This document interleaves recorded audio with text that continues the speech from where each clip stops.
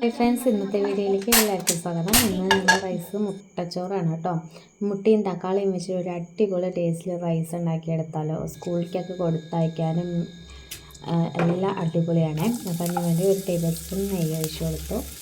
പിന്നീട് ഒരു ടേബിൾ സ്പൂണോളം വെളിച്ചെണ്ണ ഒഴിച്ചു കൊടുത്തു. നീളത്തിൽ കട്ട് ചെയ്ത് സവാള ഇട്ടിട്ട് നല്ലതുപോലെ ഒന്ന് വഴറ്റിയെടുക്കാം കേട്ടോ. അപ്പോൾ ഈ വഴറ്റുന്ന കൂട്ടത്തിൽ കുറച്ച് ഉപ്പും കൂടി ചേർത്ത് കൊടുക്കുക. ഉപ്പ് നമ്മൾ മസാലയ്ക്ക് വേണ്ട ഉപ്പ് മാത്രം ചേർത്തിട്ടുള്ളൂ. പിന്നെ റൈസ് ഞാൻ ഉപ്പ് ചേർത്തിട്ടാട്ടോ വേവിച്ച് വെച്ചേക്കുന്നത്.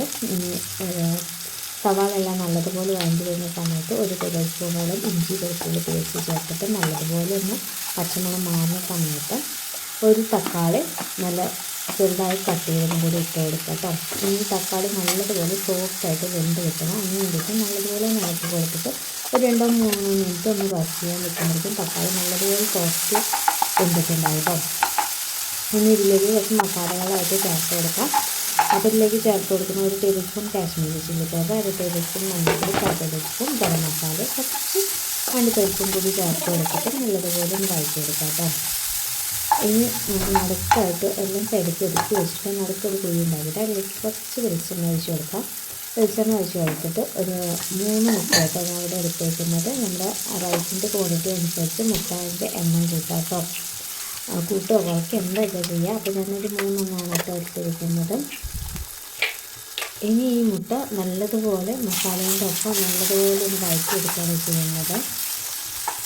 അപ്പോൾ മസാലയും മുട്ടയോട് നല്ലപോലെ പെരണ്ട് ഒരേപോലെ വഴറ്റിയിടണം. അപ്പോൾ അങ്ങനെ മസാലയിൽ മുട്ടയെല്ലാം നല്ലപോലെ പിടിച്ചിട്ടുണ്ട്. ഇനി ഇതിലേക്ക് നമ്മൾ റൈസ്, സാധാ റൈസായാലും ബിരിയാണി റൈസ്, ബസ്മതി റൈസ് ഏതും ചേർത്ത് കൊടുക്കാം.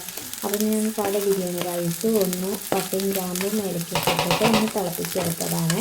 അപ്പോൾ ഒരു ഫ്ലേവറും കൂടിയിട്ട് അടിപൊളി ടേസ്റ്റാവേ. ഇനി ഈ റൈസ് നല്ലതുപോലെ ഒന്ന് ഇളക്കി മിക്സാക്കി എടുക്കുകയാണ് ചെയ്യുന്നത്. അടിപൊളി ടേസ്റ്റാണ് കേട്ടോ. ഇനി ലാസ്റ്റായിട്ട് കുറച്ച് മല്ലിച്ചപ്പും കൂടി വറ്റി കൊടുക്കാം. അടിപൊളി ടേസ്റ്റാണ്. നമുക്ക് സ്കൂളിലേക്ക് കൊടുത്തുവിടാനായാലും ഓഫീസിലേക്ക് കൊടുത്തുവിടാനായാലും അടിപൊളിയാണ്. സിമ്പിളായിട്ട് ഉണ്ടാക്കാൻ പറ്റിയ റെസിപ്പിയാണ്. വേറെ ഒന്നും കൂട്ടത്തിലില്ലെങ്കിൽ നമുക്കൊരു പ്രശ്നവും ഇല്ല കേട്ടോ. അപ്പോൾ ഞാൻ എന്തായാലും ഇതാണ്. ഇനി കുറച്ചൊരു മാങ്ങാച്ചാറും കൂടി കൂട്ടിയിട്ട് ഇന്നത്തെ അടിപൊളി ഊണ്